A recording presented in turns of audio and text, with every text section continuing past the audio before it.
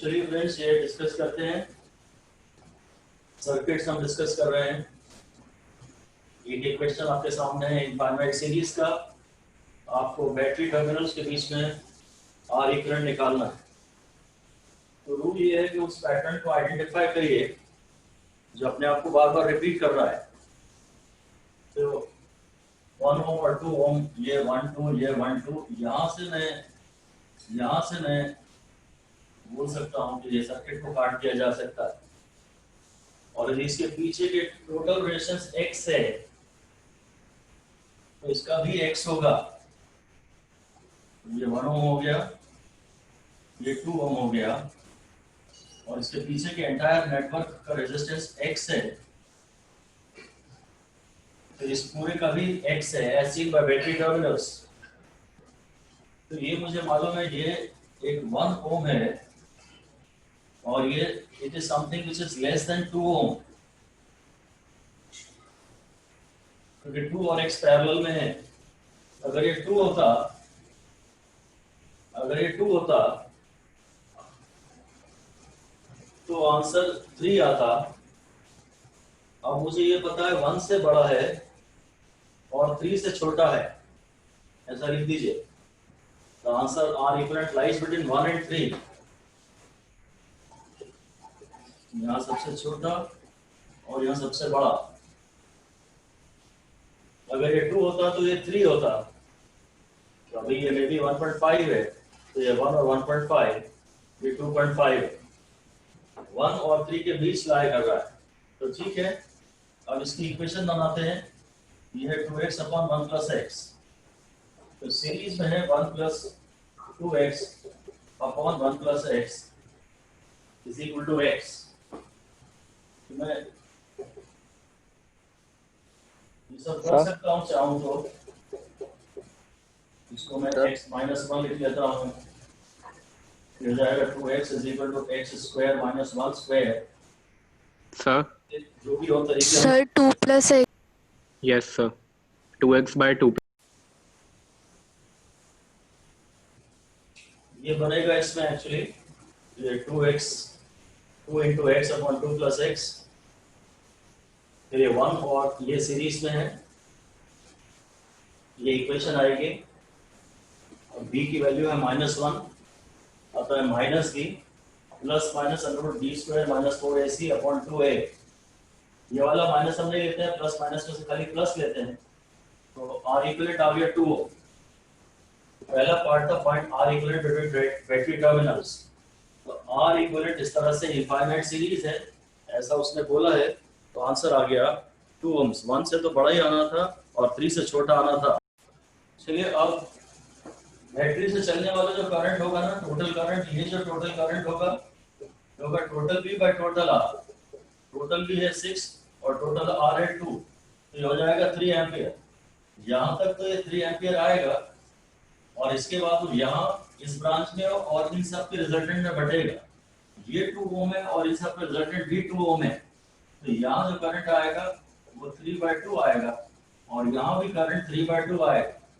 फिर यहाँ जो करंट आएगा ना, अब एक इस ब्रांच में और एक इस ब्रांच में बटेगा। करंट को बांटने के लिए हमेशा हमारे पास 2 ही ब्रांचें होनी चाहिए। तो ये भी 2 है और इन सब का रिजल्टेंट भी 2 है। ये आधे, ये 2 और 2 बराबर है, तो करंट आधा आधा बढ़ेगा। तो करंट यहाँ 3/4 जाएगा और यहाँ करंट 3/4 जाएगा। और फिर अगेन ये 2 ओम है और बचे हुए सारों का रिजल्टेंट फिर से 2 ओम है। तो उसमें से 3/8 यहाँ आ जाएगा और बचा हुआ 3/8 इधर चला जाएगा। तो 3/8 एम्पियर इसका सही जवाब होगा, डी का करंट। जो गलती होती है नॉर्मली वो ये होती है कि जब 3 यहाँ आता है ना, तो आप इस 2 और इस 1 में बांटते हो। आपको लगता है ये 2 ब्रांच हैं जिसका करंट बढ़ रहा है, तो आप 2/3 यहाँ ले जाते हो और 1/3 यहाँ ले जाते हो। ये आप गलत करते हो। ये 2 ओम है और इसके पीछे जितने भी रेजिस्टेंस हैं उनका रिजल्टेंट जो होगा वो लिया जाएगा। करंट इन दोनों में नहीं बढ़ता है, ठीक है। ये तो सब दिख रहा है पर एक्चुअली ये जितने हैं, अब करंट के डिस्ट्रीब्यूशन के लिए हमारे पास 2 ब्रांचें होनी चाहिए। एक तो ये है ही, और जितने भी बाकी सब हैं उनका रिजल्टेंट यहाँ पे एक पैरेलल ब्रांच लेनी पड़ेगी। और इन सब इनफाइनाइट नेटवर्क है, तो जो बाकी बचे हुए उन सबका भी 2 है, तो ये भी 2 है और ये भी 2 है। जब यहाँ करंट आएगा तो एक ये 2 ओम और ये 1 ओम में करंट नहीं बढ़ रहा है, इस 2 ओम में और बाकी सब के रिजल्टेंट में 2 ओम में करंट बढ़ रहा है। यहाँ हमने एक फाइनाइट नेटवर्क लिया है और अब हमें ऐसी पर बैटरी टर्मिनल्स और इक्विवेलेंट निकालना है। तो बैटरी के सबसे इस एंड से शुरू करता हूँ, फारदेस्ट एंड से शुरू करो बैटरी के, और ऐसे पॉइंट्स को ढूंढो जो नोड नहीं है, ये नोड नहीं है और ये नोड नहीं है, तो ये 3 पक्का सीरीज में। अब ये सीरीज में होगा तो 2 और 1 3 और 2 5, और 5 और 1 पैरेलल में है, तो 5 into 1 upon 5 plus 1 5/6 आ गया। यहाँ एक 5/6 का विजुअलाइज करा जाए तो +2 + 5/6 + 2, ये इन सब का रिजल्टेंट हो गया। पहले स्टेप में मैंने इनको 5 बनाया, फिर 5 और 1 को पैरेलल में लिया, अब यहाँ तक का रिजल्टेंट आ चुका है। अब 2 + 5/6 + 2 यानी हो गया 4 + 5/6, तो 24 + 5 29/6। ये मेरा यहाँ तक का सर्किट आ चुका है। अब 29/6 और 1 पैरेलल में है, 29/6 और 1 पैरेलल में है, तो हो जाएगा 29/29 + 6, है ना। न्यूमरेटर तो वही रहता है, डिनोमिनेटर में ये भी ऐड हो जाता है अगर a/b और 1 पैरेलल में हो तो। Now this +2 29/35 +2, so that makes it 29 + 70/35, हाँ 99/35 एम्पियर ohms, 99/35 ohms इसका R इक्विवेलेंट है। अब आपको ये सारे करंट निकालने, ये I1 है, ये I2 है, ये I3 है, ये I4 है, ये I5 है, ये I6 है और ये I7 है। ये इतने 7 करंट्स आपको निकालने।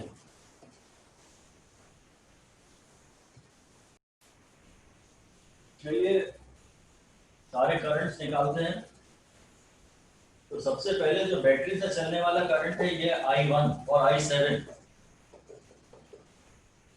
जो सीमेंट जितना करंट जाएगा ना बैटरी के पॉजिटिव से, उतना ही बैटरी के नेगेटिव पे लौट के आएगा। शायद ये और ये करंट सेम होंगे, शायद ये और ये करंट सेम होंगे, और ये तो फिर एक ही लूप है। जो I1 है और जो I7 है वो है टोटल V/टोटल R। I का फॉर्मूला है V/R, टोटल V/टोटल R। तो टोटल ये और R की वैल्यू आई थी 99/35, ये हो गया 70/99, यहाँ तक हो गया। अब असली प्रॉब्लम आएगी I2 की। जब आप I2 निकालोगे ना तो ये होगा, ये वाली I2 में पड़ोसी का रेजिस्टेंस, इन सब का रिजल्टेंट रेजिस्टेंस निकालना पड़ेगा आपको। अब आपको देखना पड़ेगा 1 is in parallel to what, 1 किसके पैरेलल में है, तो ये 5 हो गया, 5/6 हो गया, और ये 5/6 + 4 हो गया, तो 24/6 हो गया, 29/6 हो गया। I2 निकालने के पहले आपको समझना पड़ेगा कि 1 is in parallel, this 1 is in parallel to 29/6। तो यहाँ जो करंट का डिस्ट्रीब्यूशन होगा ना वो I2 का होगा पड़ोसी का रेजिस्टेंस, यानी ये 29/6 पड़ोसी का resistance upon total resistance multiplied by the current entry here, and the current here is 70/99। ये हो जाएगा 29, 6 तो कैंसिल हो जाएगा, अपॉन 35 into 70/99, तो ये हो गया 2 से चला गया, और ये करंट आ गया 58/99, और ये 58/99 आ गया। तो आप चाहो तो I3 को इस तरह निकाल सकते हो, जो I3 होगा वही मोस्ट लाइकली I6 होगा। सिमेट्रिकल पोर्शंस में करंट सिमेट्रिक आएगा, I3 is equal to I6, और वो होगा टोटल करंट यहाँ जो आया था ना I1 - I2, जो होगा I1 - I2, यानी 70/99 - 58/99, यानी शायद 22/99, 12/99 होगा ना? 60, 70, 11, 12. 22/99, ठीक है। अब यहां तक का तो करंट मेरा आ चुका है, ये आ चुका है, ये आ चुका है। अब मैं I4 निकालता हूं। I4 के लिए मेरे पास दो पैरेलल ब्रांचेस हैं, एक 1 ओम की और एक ये 5 ओम की। 1 इज इन पैरेलल टू 5, तो जो I4 होगा ना वो होगा पड़ोसी का रेजिस्टेंस जो कि 5 है, ये नहीं टोटल पूरी ब्रांच का देखते हैं। 5/5 + 1 मल्टीप्लाइड बाय I3 हो जाएगा 5/6 इंटू I3 जो कि है 12/99, ये 2 से कट गया 10/99। और अब फाइनली जो I5 आ रहा है वो है I3 minus I4, I3 minus I4। I3 जो आया था वो आया था 12/99 माइनस 10/99, यानी 2/99 इसका करेक्ट आंसर आ रहा है। 2/, इसमें 2/99, इसमें 2/99, इसमें 2/99। अब आप देख रहे हैं कि इसमें से I5 आएगा और इसमें से I4 आएगा, तो I4 प्लस I5 मिलके ये I3 ही तो बनाएंगे, इसलिए ये करंट I3 और I6 बराबर है। और I2 और I6 मिलके यही बनाएंगे। इस नोड पे जो करंट आ रहा था ये I2 और I3 ही है, तो ये I1 ही बनाएंगे। तो ये रिटर्न सर्किट में जो रिटर्न पाथ होता है ना, उसमें करंट वो पाथ के बराबर होता है। सिमेट्रिकल सेक्शंस में रिटर्न पाथ में जो करंट होता है वो पाथ के बराबर होता है सिमेट्रिकल सेक्शंस में। ये केस है, एमीटर की रीडिंग आपको बतानी है और सारे आइडेंटिकल रेजिस्टेंसेस हैं और ये किसी रिटर्न पाथ में जुड़ा हुआ है। शायद यहाँ का करंट और यहाँ का करंट बराबर होंगे। अब ये जो कॉमन ब्रांच है, इतना पोर्शन, ये एक लूप है, ये एक लूप है, ये एक लूप है। कॉमन वायर में, कॉमन सेक्शन में ऑफ द सर्किट में कोई रेजिस्टेंस नहीं है, so each branch is independently in parallel to the volt battery. हर एक के अक्रॉस एक्चुअली वोल्टेज V है, लिख दीजिए। There is no resistance in the common branch, so the voltage across each branch is V. हाँ देखिए, ये जब हर एक पर वोल्टेज V है तो हर ब्रांच में करंट V/R है। अब आपको total current supplied by the battery निकालने के लिए और उसके बाद डिस्ट्रीब्यूशन वाला लॉ लगाने के लिए तो सबकी जरूरत नहीं है।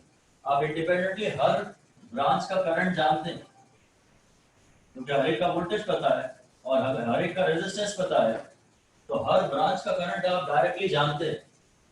और उसके बाद तो बस KCL लगाते चलिए। यदि आपको एमीटर की रीडिंग चाहिए तो ये करंट प्लस ये करंट प्लस ये करंट, ये और ये यहाँ मिलके हो जाएगा 2V/R। ये V/R प्लस V/R ये हो जाएगा 2V/R, और ये V/R और ये 2V/R मिलके हो जाएगा 3V/R। अगर आपको हर ब्रांच का करंट पता ही है तो फिर कोई जरूरत नहीं है आपको कि आप पहले बैटरी से चलने वाला करंट निकालें। आप डायरेक्टली सिर्फ हर एक का करंट लिखिए और फिर KCL लगाइए। हमारा ये कहना है ये रिटर्न पाथ में इसका करंट V/R, वही बात है, आप पूरा समझ सकते हैं। 5V/R यहाँ जाएगा, उसमें से V/R यहाँ जाएगा, यहाँ 4V/R आएगा, उसमें से V/R यहाँ जाएगा, 3V/R यहाँ जाएगा, V/R यहाँ जाएगा, 2V/R यहाँ जाएगा, V/R यहाँ जाएगा, तो इधर V/R चला जाएगा और बस फिर रिटर्न करंट को जोड़ते चले। हम तो ये कहना चाहते हैं कि करंट एमीटर जो है वो रिटर्न पाथ में है, इसलिए इसके पीछे जितने भी रेजिस्टेंस हैं वो सब के करंट्स का सम यहाँ से गुजरेगा। बस यही लिख दीजिए, ammeter is in return path, so the current through emitter is equal to sum of all the currents in the circuit behind the location of emitter.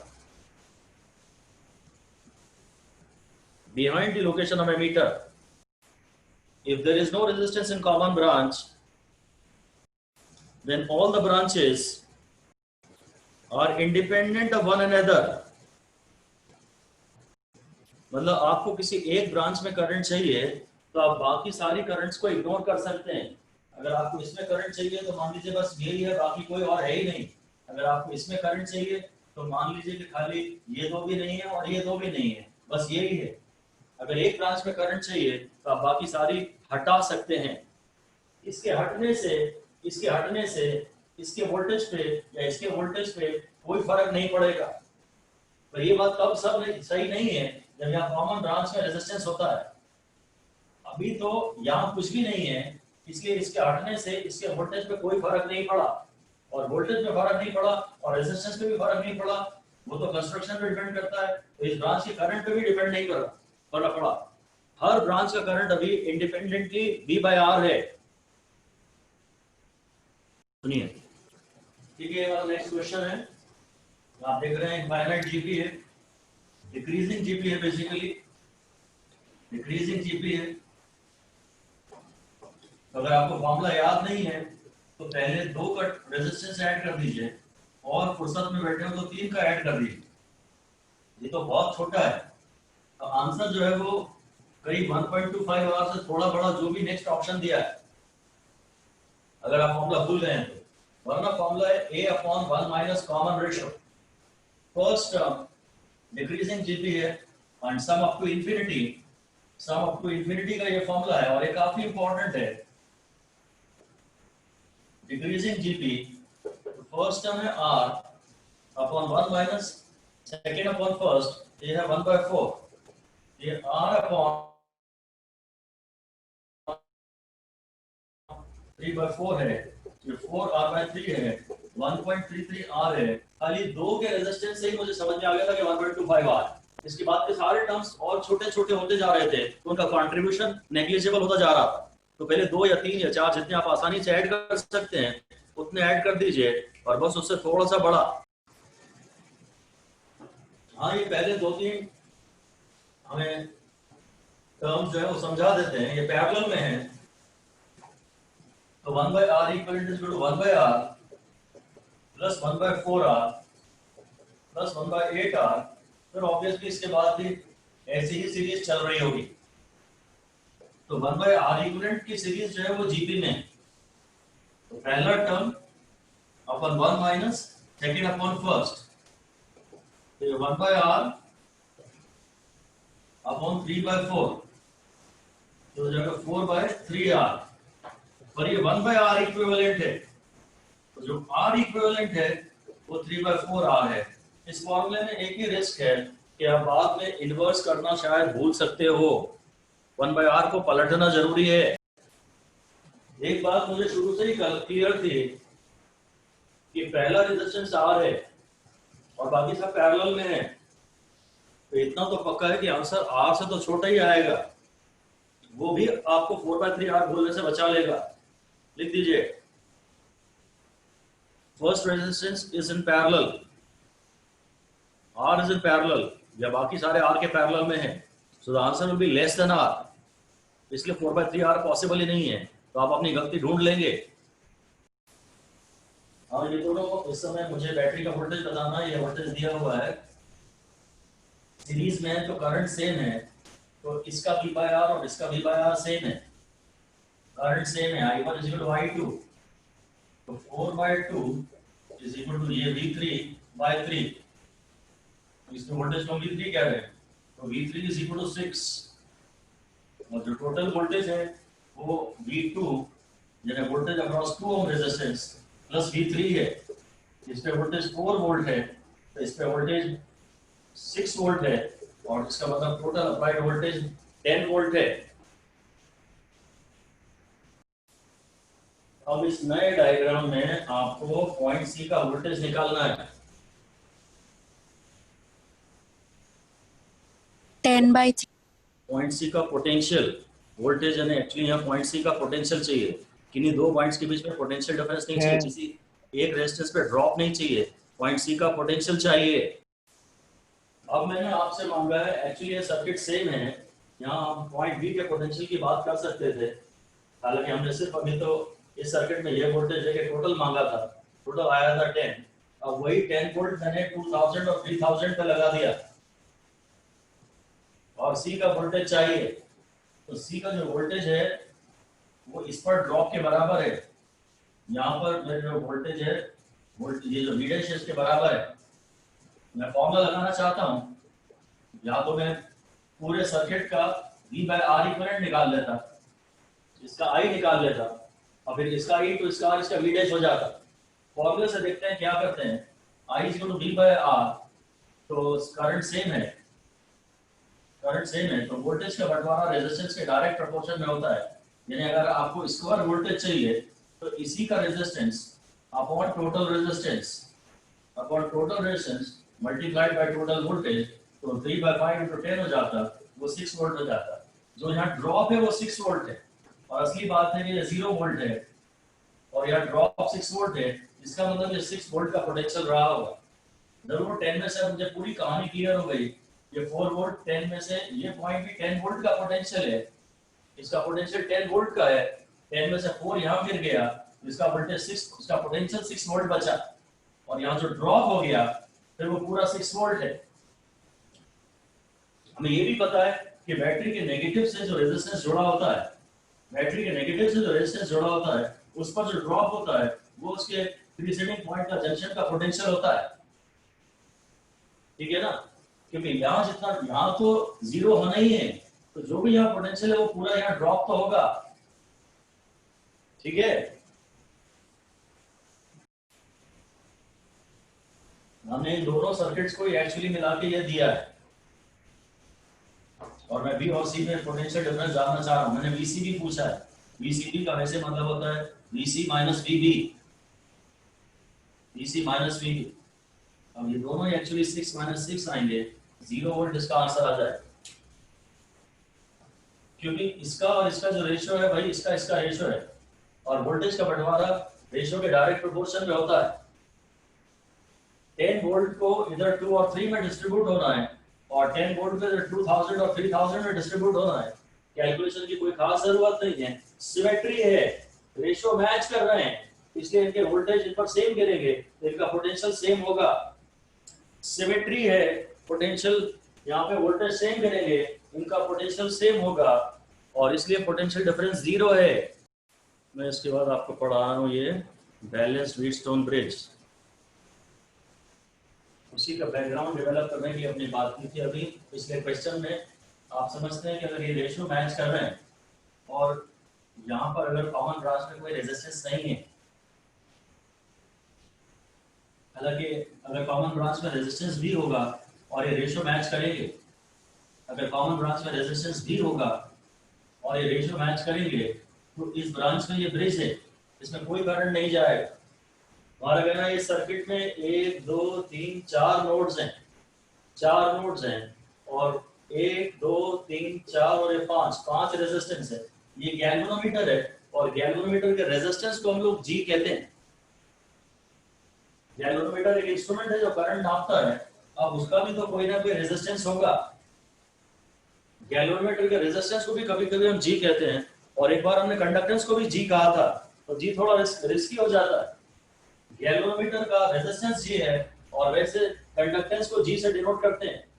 Anyway, अगर ब्रिज बैलेंस्ड है, अगर ब्रिज में कोई करंट नहीं जा रहा, पहली बात तो ये कि 4 नोड है और 5 रेजिस्टेंस है, तो it is likely to be a bridge. और फिर रेशियो अगर मैच कर रहे हैं तो फिर यहाँ कोई करंट नहीं जा रहा, और क्योंकि यहाँ कोई करंट नहीं जा रहा, this resistance should not be included in calculation of R equivalent. बस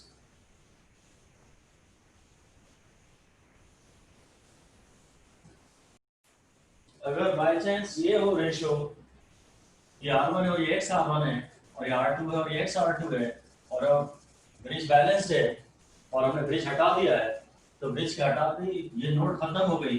अब इस पॉइंट की कोई आइडेंटिटी नहीं बची, ये नोड भी खत्म हो गई, इसे भी नाम देने की कोई जरूरत नहीं है। ये दोनों सीरीज में है, ये दोनों सीरीज में है, और इनके रिजल्टेंट पैरेलल में है। तो आप जानते हैं R1 plus R2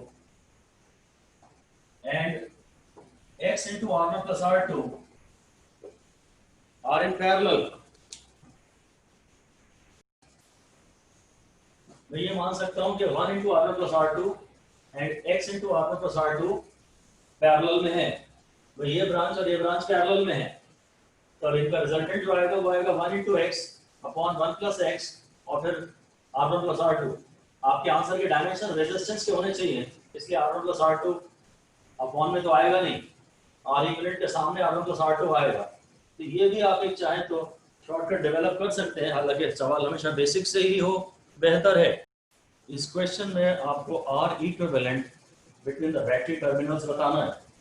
अब मैंने गैल्वेनोमीटर और बैटरी को इंटरचेंज कर दिया है, गैल्वेनोमीटर और बैटरी को इंटरचेंज कर दिया है, और बैटरी टर्मिनल्स के बीच में आपको R इक्विवेलेंट बताना है। हम तो जानते हैं कि ये कॉन्जुगेट आर्म्स हैं, बैटरी और ब्रिज को अगर इंटरचेंज करें तो R इक्विवेलेंट पे तो फर्क पड़ेगा, पर उस पर फर्क नहीं पड़ेगा बैलेंस पे। गैल्वेनोमीटर में तो अभी भी करंट जीरो ही जाएगा। बैटरी आर्म और ब्रिज आर्म कॉन्जुगेट आर्म्स होती हैं, दे कैन बी इंटरचेंज्ड, दो R equivalent will change but the balance condition will not change. चलिए ऑलराइट, मैं अब इसमें आपसे बात कर रहा हूँ। हाँ, आप क्या करिए, गैल्वेनोमीटर को हटा दीजिए। इसमें प्रॉब्लम वही है, एक तो आइडेंटिफाई करना है कि ब्रिज कौन सा है और फिर कौन से दो सीरीज में लेने हैं। अगर मुझे इनके बीच रेजिस्टेंस निकालना है तो ये दो तो डेफिनेटली सीरीज में नहीं लेने हैं, ये सबसे बड़ी बात। आपको इनके बीच रेजिस्टेंस निकालना है, ये एक नोड तो हमेशा याद रहेगी, ये दोनों सीरीज में नहीं है। हाँ, ये सीरीज में है, ये सीरीज में है। 26 और 39, 26 और 39 पैरेलल में है, राइट। अब इसको निकालने का एक बढ़िया वो तरीका है तो है ही, जैसा आपको पसंद आया आपका, ये कोई प्रॉब्लम इसमें भी नहीं है वैसे, पर मैंने देखा था ये रेशियो 1:12 है और ये भी 1:12 है। अगर ये 1:12 है तो आप 12/12 + 1 और फिर ये जो छोटी वाली ब्रांच है उसके रेजिस्टेंस को ऐसे लिख लीजिए, तो जाएगा 12/13 × 26।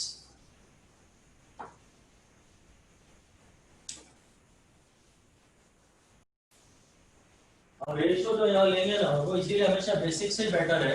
रेशियो जो आप लेंगे वो इन दोनों का लेंगे, तो जो इनका रेशियो है वो बेसिकली ये 1.5 टाइम्स है और ये इसके 1.5 टाइम्स है। ये वाला रेशियो अब नहीं लेना, अब आपको ये लेना है। इस नोट के आज ये तो हमारे सारे रूल थे, अभी दोबारा बढ़ाता हूं, तो ये रेशियो 1.5 है, तो 1.5 अपॉन 2.5 into 26, 3/5 into ये 0.6 into 26,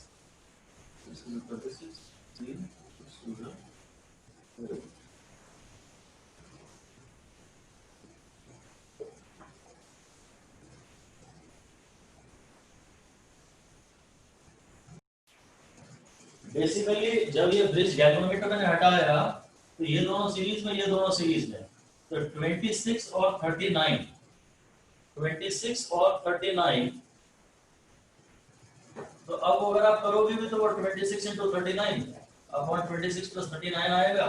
आप इनमें से मे बी 26 ही कॉमन ले लीजिए या एटलीस्ट मे बी 13 कॉमन ले लीजिए।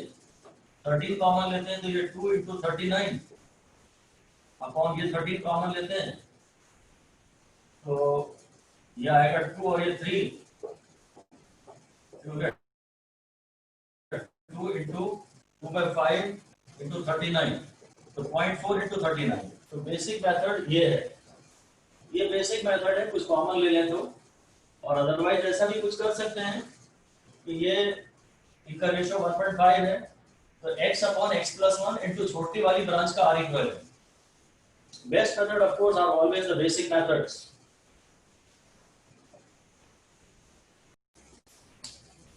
How to identify the bridge? If we have to find R equivalent between P and Q, then the resistance connected between the other two nodes, say X and Y, is the bridge. Or if the ratios Px upon Qx or Py by Qy same है, then the bridge is balanced and the bridge resistance should be removed. अगर ये P है और ये Q है और ये X है और ये Y है, ये तो X और Y के बीच में जो रेजिस्टेंस जुड़ा है वो ब्रिज है। अगर R1/R2 is equal to R3 by R4, ये मैच हो रहा है। पहले मैं क्या करूंगा, P अपॉन Q यहाँ लिखूंगा और P अपॉन Q यहाँ लिखूंगा। अब मैं P से X जाऊंगा और Q से X जाऊंगा, Q से X जाऊंगा और फिर P से Y जाऊंगा और फिर Q से Y जाऊंगा, है ना। जो इधर करूंगा वो इधर करूंगा। अगर रेशियो मैच कर रहे हैं, तो ब्रिज बैलेंस है और इसको हटा देना चाहिए। और आप जैसे ही इसे हटाते हैं तो आपको पता है ये सीरीज में, ठीक है। हाँ, मैं रेशियो ऐसे भी कर सकता हूँ कि मैं पहले P से दोनों जगह जाऊं, पहले मैं P से X जाऊं और फिर मैं P से Y जाऊं और इधर Q से X जाऊं और इधर Q से Y जाऊं, ये भी चलेगा। P से X, P से Y, Q से X, Q से Y। अगर ये रेशियो मैच करना है, अगर ये अपॉन ये के बराबर है, अगर this upon this is equal to this upon this, तो फिर this upon this is equal to this upon this भी पाया ही जाएगा। इसीलिए तो हम इन्हें कॉन्जुगेट टर्म्स कह रहे थे। करस्पॉन्डिंग रेशियो कोई भी अगर मैच कर जाए तो फिर ब्रिज बैलेंस्ड है और ब्रिज को हटा लेते हैं और उसके बाद सर्किट आप आसानी से सॉल्व कर लेते हैं। रिस्क एक ही है कि आप बाद में इन दो को सीरीज में लेते हैं। P और Q तो हमेशा अंत तक जिंदा रहेंगे, तो P के लेफ्ट और राइट वाला ये सीरीज में कभी नहीं आएगा, ये सीरीज में कभी नहीं आएगा। हाँ, ये नोड अब नहीं रही तो ये दोनों सीरीज में और ये दोनों सीरीज में। इन्हीं के आइडेंटिफिकेशन में थोड़ी बहुत प्रॉब्लम आती है कि अब कौन से दो सीरीज में लेने हैं। ये सर्किट दिया है आपको, P और Q के बीच आपको रेजिस्टेंस निकालना है and other two nodes are R and S। There are 1, 2, 3, 4, 5 resistors and 4 nodes। एक PQ और RS है, 5 रेजिस्टर और 4 नोड हैं। It is likely to be bridged. अब देख लेते हैं कि ये बैलेंस है या नहीं है। तो पहले इधर मैं P से R जाता हूँ और फिर P से S जाता हूँ, इधर मैं Q से R जाता हूँ और Q से S जाता हूँ। Now P से R is 4 and P से S is 6। इधर Q से R is 10 and Q से S is 15। तो हाँ, ये भी 2/3 और ये 2/3 है। रेशियो मैच कर रहा है, ठीक है। तो अब मैं इसको हटा दूंगा, ये सर्किट में नहीं रहेगा। Resistance connected between the other two nodes is the bridge. अब क्लियरली ये दोनों सीरीज में नहीं लेना है, बस एक ही गलती होती है। तो बढ़िया है, 21 is in parallel to 14। 21 is in parallel to 14। तो 21 into 14 upon 21 plus 14, 7 तो कम से कम कॉमन ले ही सकते हैं। तो जाएगा 21 into 2 अपॉन यहाँ 7 कॉमन ले लूंगा तो 3 plus 2 तो जाएगा 84 by 42 by 5। 84 by 10, 8.4 इसका सही जवाब है। मैं बात कर रहा हूं। अब ये नेक्स्ट केस है आपके सामने, वही सर्किट था पर अब R और S के बीच रेजिस्टेंस निकालना है। मतलब यहां से करंट आएगा और यहां से करंट जाएगा, तो ये नोड हमेशा जिंदा रखनी है। हाँ, अब ये नोड का कोई मतलब नहीं है क्योंकि करंट उस तरफ नहीं जाएगा। यहाँ से भी जो करंट आएगा वो इधर नहीं जाएगा, इस नोड का कोई मतलब नहीं। अब ये बेसिकली थ्री पैरेलल पाथ्स हो गए। ये R और S के बीच में एक 10 हो गया और R और S के बीच में एक ये भी 10 हो गया और R और S के बीच में ये एक 25 हो गया। बस अब 10 और 10 5 हो गया, पैरेलल में 10 और 10 5 हो गया और ये 5 और 25 हो गया। तो बस ये तो 25 upon 1 plus 5 आ गया। 25 by 6 इसका सही आंसर है। 3 पैरेलल पाथ्स। अब ये ब्रिज का सवाल था ही नहीं, ये 3 पैरेलल पाथ्स का केस था।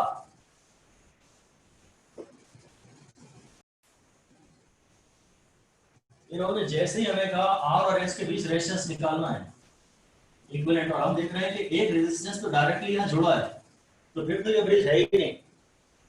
तो फिर एक रेजिस्टेंस अगर डायरेक्टली उन दो पॉइंट्स के बीच जुड़ा है जिनके बीच आपको रेजिस्टेंस चाहिए, तो बाकी सबों का रिजल्टेंट इसके पैरेलल में होता है।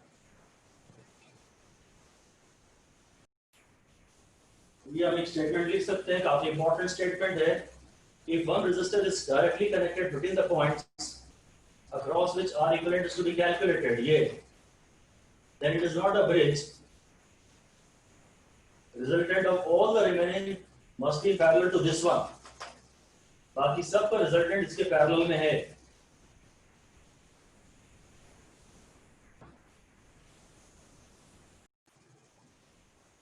राइट। ये सर्किट वही है जो हमने इसके पहले बनाया था। इसको आप बाहर उधर फोल्ड कर दीजिए, ये जंपर है ना, इसको उठा के उधर फोल्ड कर दीजिए। अभी प्रॉपर विजुअलाइज शायद ना हो रहा है तो अच्छा है। ये 5 है, ये 5 है, ये 3 है, ये P है, ये R है, ये S है और ये Q है। 4.5 हाँ, P और S के बीच में तो 15 जुड़ा है, इधर R और Q के बीच में 1 जुड़ा है। ये है ये सर्किट। इसको मैं फोल्ड कर देता हूं तो ऐसा बन जाता है, ठीक है। तो ये बड़ा अच्छा इंपॉर्टेंट केस है, बहुत इंपॉर्टेंट केस है। अब ये चेक करूंगा मैं कि ब्रिज बैलेंस है कि नहीं। तो मैं P से R और फिर P से S जाऊंगा और इधर फिर Q से भी R और Q से भी S जाऊंगा। तो P से R आ रहा है 5 और P से S आ रहा है 15, यानी 1/3 और Q से R आ रहा है 1। तो हाँ, मेरे को डर यही था कि कहीं ऐसा ना हो कि एक 1/3 हो और एक 3/1 का रेशियो हो, क्रॉस सिमेट्री वाला केस ना हो। तो हमने इंश्योर कर लिया। इसके बाद तो हमें क्लियर है कि हाँ ये ब्रिज है, ये हटेंगे, ये वाला हटेगा, ये ब्रिज वाला केस है, बैलेंस भी है। और क्योंकि P और Q के बीच रेजिस्टेंस निकालना है तो P के आजू बाजू वाले ये सीरीज में नहीं है, ये दोनों सीरीज में है। तो 6 और 18 पैरेलल में है, 6 और 18 पैरेलल में है। तो 18/1 + 18/6, तो 18/1 + 3, 18/4, 9/2, 4.5 इसका सही जवाब है। ठीक है, अगर आप सब डायरेक्ट देख सकते हैं तो बस ये डायरेक्ट बोल दीजिए। इसी डायग्राम से काम चला सकते हैं, आपको नया डायग्राम बनाने की जरूरत नहीं है। आपको पक्का पता है कि ये वाला हटेगा, ये वाला हटेगा, हट ही जाएगा। तो आप तो डेफिनेटली ये 15 और 3 सीरीज में दिख रहे हैं, ये तो सीरीज में हो ही नहीं सकते। P के आजू बाजू वाले 15 और 3 सीरीज में है और ये 5 और 1 सीरीज में है। तो नया डायग्राम बनाने की आपको कोई जरूरत नहीं है, बस जो अदर 2 नोड्स के बीच में जो रेजिस्टेंस है उसे हटा दो। और फिर इन पॉइंट्स ये नोड्स भी हम नहीं रहे, तो ये दोनों सीरीज में है, ये दोनों सीरीज में है और इनके रिजल्टेंट पैरेलल में है। तो आपको इससे ये डायग्राम बनाने की कायदे से जरूरत भी नहीं है। 5/2 हाँ, अभी ये ब्रिज जैसे ही सर्किट है, हम इसे बाहर खोल देंगे तो बढ़िया ब्रिज बन जाएगा। इस वाले सर्किट को बाहर खोल दो और मैंने R और S के बीच रेजिस्टेंस मांगा है और डायरेक्टली यहाँ एक रेजिस्टेंस जुड़ा ही है, तो ये ब्रिज नहीं है। इस समय P और Q का कोई मतलब नहीं है। तो एक ब्रांच ये है, एक ब्रांच ये है, एक ब्रांच ये है। It is the case of 3 parallel branches. ये 10 और 10 पैरेलल में 5 हो गया और 5 और 5 2.5 हो गया। इसका आंसर 5/2 है। आपसे R और S के बीच में रेजिस्टेंस मांगा गया है। सारे 5 के देखे ना तो मुंह में से लार टपक गई। हाँ, ये अगर आपसे P और Q के बीच रेजिस्टेंस मांगा जाए और ये ब्रिज नेटवर्क ही बना रहा हो, ये चेक कर लेंगे इनके बीच में कोई डायरेक्ट जुड़ा तो नहीं है। 1 2 3 4 5 रेजिस्टर हैं और 4 नोड हैं PQRS, और इनके बीच में डायरेक्टली कोई जुड़ा ही नहीं है। हाँ, तो फिर ये ब्रिज है। और ब्रिज में सारे अगर R के होते हैं तो आंसर भी R आता है। रेजिस्टेंस का आंसर कभी 1/R नहीं आएगा, रेजिस्टेंस का आंसर डायमेंशनली R ही आएगा। R हमेशा न्यूमरेटर में आना चाहिए। जो आप कैलकुलेशन करते हैं 2 पैरेलल ब्रांचेस की, तो 1/R को लास्ट में इन्वर्स करना आप अक्सर भूल जाते हैं। ये क्वेश्चन है, 5 identical wires are connected as shown. Now 2 more identical wires are connected between BD and CE as shown. Percentage change in R equivalent is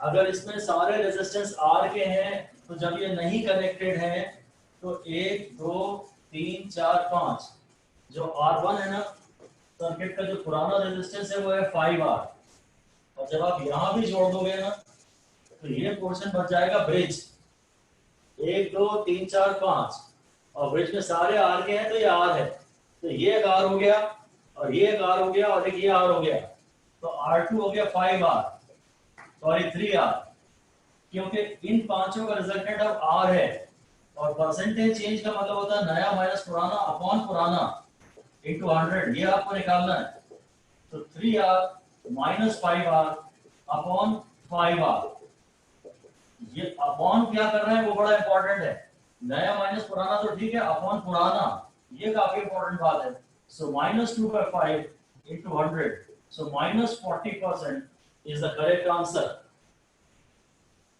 नया माइनस पुराना अपॉन पुराना इनटू 100 माइनस 40%। ये नेक्स्ट क्वेश्चन है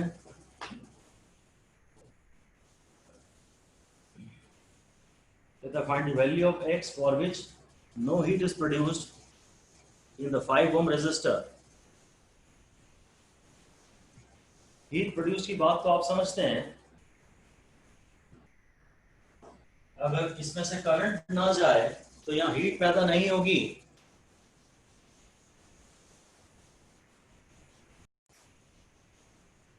इस circuit में अगर कह रहा है हीट पैदा नहीं हो रही तो हीट का फॉर्मूला आप जानते हैं पावर का हीट है पावर कुछ ऐसे ही होता है twinkle twinkle little star power का फॉर्मूला है I²R जब इसमें से करंट जाता है ना तो इसमें इतना पावर पैदा होता है और हीट पर यूनिट हीट भी वही है जो हीट है वो वर्क है या एनर्जी है तो वो power upon time sorry power जो है वो हीट अपॉन टाइम है तो हीट जो है वो पावर इनटू टाइम तो पावर का ये फॉर्मूला है और हीट का ये फॉर्मूला रहता है I²RT इसमें कोई करंट नहीं जाना चाहिए तो मतलब ये ब्रिज बैलेंस होना चाहिए 1 2 3 4 5 तो मुझे दिख ही रहे 1 2 3 4 नोड मुझे दिख ही रही है इसका मतलब x/2 इज इक्वल टू 18/6 ये 3 हो गया और ये भी फिर 6 हो गया तो इसका रेशियो है x की वैल्यू है 6 ohms अगर x 6 ohms होगा तो ब्रिज बैलेंस होगा और 5 वाले में ना तो कोई करंट जाएगा ना उसमें कोई हीट पैदा होगी for the current supplied to the battery to be independent of R here suggest a solution ideally मुझे ऑप्शंस देने चाहिए आपको 25 ohm parallel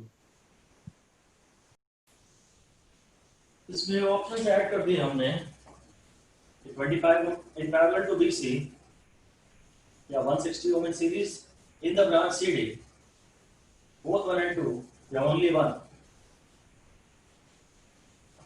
तो सीरीज वाला ज्यादा आसान है पहले ये चेक करके देख लेते हैं पहले इसको चेक करके देख लेते हैं अगर मैं यहाँ 160 जोड़ दूं तो टोटल 200 हो जाएगा अब ये भी 100 और 200 और ये भी 100 और 200 हाँ ये तो चलेगा दिस इज एक्सेप्टेबल अब इसी तरह इसको देख लेता हूं मैं अगर 25 ओम में इसके पैरेलल में जोड़ दूंगा तो मैं देखता हूं इस ब्रांच का रिजल्टेंट कितना हो गया तो रिजल्टेंट हो जाएगा 100 और सिंपल रेशियो आ रहा है ना जब सिंपल रेशियो आ रहा है तो मैं ऐसा लिख सकता हूं बड़ा अपॉन 1 प्लस बड़ा अपॉन छोटा तो 100 अपॉन 1 प्लस 4 तो 100/5 ये हो गया 20 अब ये भी हो गया 1/2 और ये भी हो गया 1/2 ये 20/40 है तो हाँ ये 1/2 है इससे इसलिए इससे भी सर्किट बैलेंस हो रहा है तो बड़ा अच्छा तरीका है सवाल का एग्जाम में पूछे जाने का ऑप्शन अगर क्या होता है ना आप ये सही पाते हो फर्स्ट आपने सही पाया तो आप उसके आगे देखते ही नहीं उसके आगे सिर्फ इसलिए और देखना चाहिए कि कोई ऑप्शन उससे ज्यादा बड़ा सच तो नहीं कह रहा फर्स्ट तो सही है ही हो सकता है सेकंड भी सही हो उस लिहाज से बाकी ऑप्शंस को भी एक बार नजर मार ही लेनी चाहिए ये सारे रेजिस्टेंस आर हैं सारे रेजिस्टेंस आर हैं तो जो नोड्स हमने दिखाई हैं उनके बीच में आपको आर इक्विवेलेंट बताना है। ये 3D फिगर है, टेट्राहेड्रॉन है। ये एबीसी तो सारे रेजिस्टेंस आर हॉरिजॉन्टल प्लेन में है, और यहाँ एक पॉइंट डी है, इसने भी डी ने भी ए को जोड़ा, बी को जोड़ा, सी को जोड़ा। टोटल 6 रेजिस्टेंस है, पर नोड 4 ही है। और जिन दो पॉइंट के बीच में आपको रेजिस्टेंस चाहिए, वहां एक आर डायरेक्टली जुड़ा है। तो ए कैसा? सुनिए ध्यान से, अब कुछ तो करना ही पड़ेगा। ऐसे ही लिख दीजिए, we must reduce this 3D diagram to a 2D diagram। तो हम एक काम करते हैं कि ये जो ऊपर निकले ना 3 बार, ये जो 3 ऊपर निकले ना, इनको इसी के प्लेन में गिरा देते हैं। ये जो 3 निकले हैं ना, इसको हॉरिजॉन्टल प्लेन में गिरा देते हैं। तो नया डायग्राम ऐसा बनेगा। ये जो वर्टिकल 3 ब्रांचेस थी, इनको भी मैंने इन्हीं प्लेन में गिरा दिया। और ए बी पे मैं ये डंडियां जरूर बनाए रखता हूं, ताकि ए और बी मेरे कभी घूम न जाए। अब मुझे एक और भी बात पता है कि ये रेजिस्टेंस जो है डायरेक्टली पैरेलल में है, बाकियों का रिजल्टेंट ये पैरेलल में है। अब बाकियों का रिजल्टेंट तो 5 रेजिस्टेंस है, तो हाँ ये सीडी वाला हटेगा, ये ब्रिज है ये। So this R is in parallel to bridge, so R is in parallel to R, and therefore R by 2 is the correct answer. Okay, we have to find resistance between A and B, and one resistance is directly connected between A and B. So this resistance must be in parallel to the resultant of all the remaining. ये resistance बाकी जितने भी remaining है उनके parallel में है, और इसमें ब्रिज है, और ब्रिज में सारे अगर आर के हैं, ब्रिज में अगर सारे आर के हैं तो रिजल्टेंट आर होता है। हम पढ़ रहे हैं horizontal extension of Wheatstone bridge, मतलब 5 से ज्यादा रेजिस्टेंस हमने बनाए हैं। अगर 5 से ज्यादा बनाए हैं तो जो छठवां जो है वो या तो ब्रिज के सीरीज में है या ब्रिज के पैरेलल में है। 6 या 7 रेजिस्टेंस हैं, तो बाकी जो अतिरिक्त रेजिस्टेंस हैं वो उनमें से कुछ हो सकता है ब्रिज के सीरीज में हो और कुछ ब्रिज के पैरेलल में हो। ये जो है ना, ये सीधे सीधे शॉर्ट सर्किट हो गया। ये इस रेजिस्टेंस के, ये भी यदि बी है तो ये भी बी है, और बी के बीच में रेजिस्टेंस 0 होता है, क्योंकि ये पाथ है। ये 2 पॉइंट एक ही तार से जुड़े हैं, ये है ही नहीं। अब ये ब्रिज है आर का, और उसके बाद 2R का एक रेजिस्टेंस है, तो R into 2R upon R plus 2R, यानी 2/3 of R इसका आंसर है। पिछले सवाल में ये जो ब्रिज था, छठवां रेजिस्टेंस उसके पैरेलल में था। आज जो छठवां रेजिस्टेंस है वो ब्रिज के सीरीज में है। पिछले केस में ये ब्रिज था और 6th रेजिस्टेंस ब्रिज के पैरेलल में था। तो 3R होगा ना?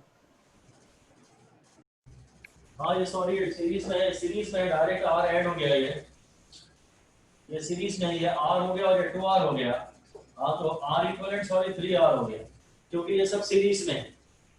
Alright, now this is actually not a typical situation what we call as horizontal extension और WSB। हॉरिजॉन्टल एक्सटेंशन और WSB के नाम से मैं आपको अगला केस देता हूं। ये हॉरिजॉन्टल एक्सटेंशन और WSB है। इतना पोर्शन एक ब्रिज था, और यहाँ तो एक नहीं 3 ब्रिज हैं। ये ब्रिज है, ये ब्रिज है, ये ब्रिज है।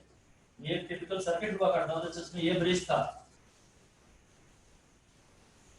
एक रास्ता ये है और एक रास्ता ये है। इन दोनों रास्तों को 3 जगह जोड़ा जा रहा है। ये ब्रिज है, क्रॉस कनेक्शन।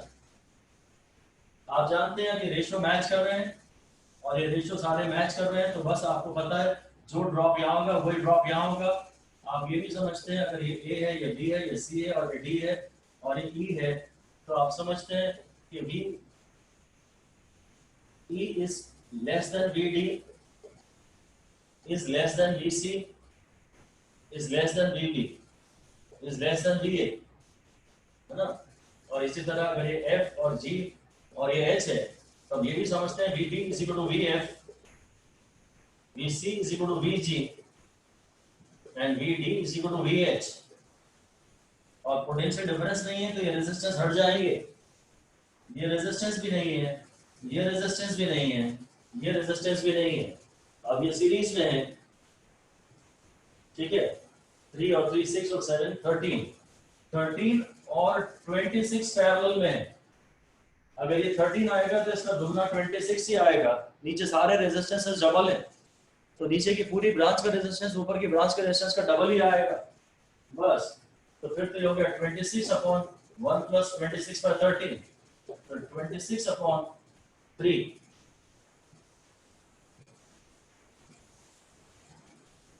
ठीक है ना।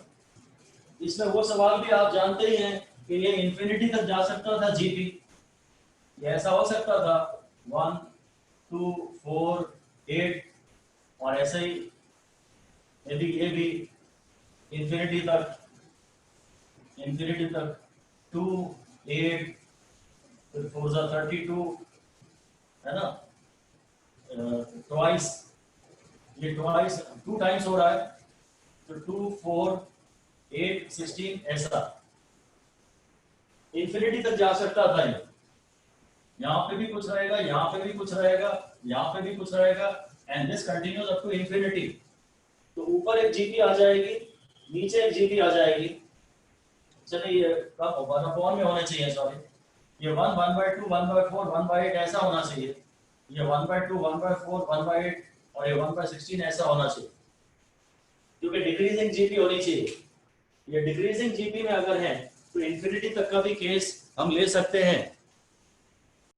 इसमें आपको बताना है आर इक्विवेलेंट, जैसा कि बैटरी को दिख रहा है, R equivalent between battery terminals. अब ये वर्टिकल एक्सटेंशन है, क्योंकि ब्रिज के ऊपर ब्रिज, पहले ब्रिज के साइड में ब्रिज था, अब एक ब्रिज है उसके ऊपर एक और ब्रिज और उसके ऊपर एक और ब्रिज। पहले हॉरिजॉन्टल पैरेलल थे, अब ये वर्टिकल में पैरेलल है। कर रहा हूं, हम लोग ये रेशियो चेक करेंगे, ये इधर 1/4 है और इधर भी 1/4 है, तो ये ब्रिज बैलेंस है, कहीं हटेगा। इधर देखें तो रेशियो 4/1 है और इधर 4/1 है, पर यहाँ और यहाँ मैच कर रहा है, इसलिए ये भी हटेगा बस।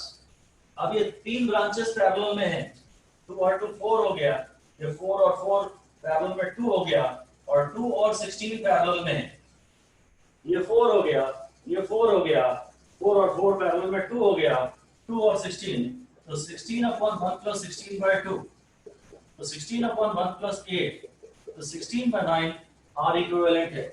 ये ओपन सर्किट हो रहा है, ये हट रहा है, ये ऐसा मत कर देना, बाय चांस आंसर उससे भी सेम आएगा, क्योंकि ये सेम पोटेंशियल के पॉइंट है, ये सेम पोटेंशियल के पॉइंट है, तो ये तुम शॉर्ट सर्किट कर दोगे तो भी आंसर सेम आएगा।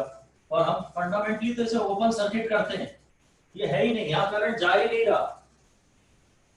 अगर ये दोनों सेम पोटेंशियल के पॉइंट हैं तो आप इन्हें एक तार से भी जोड़ सकते हैं, इसलिए शॉर्ट सर्किट करने पे भी आंसर सेम आएगा। इसे भी शॉर्ट सर्किट कर दो, क्योंकि ये सेम पोटेंशियल के पॉइंट है, आप इन्हें एक वायर से जोड़ दो, पर खैर यहाँ फिजिकली करंट जा ही नहीं रहा, इसलिए यही सही है, यही सही है जो हमने किया है। And that is all for today. Equivalent resistance में हमारा Thank you, sir. Thank you.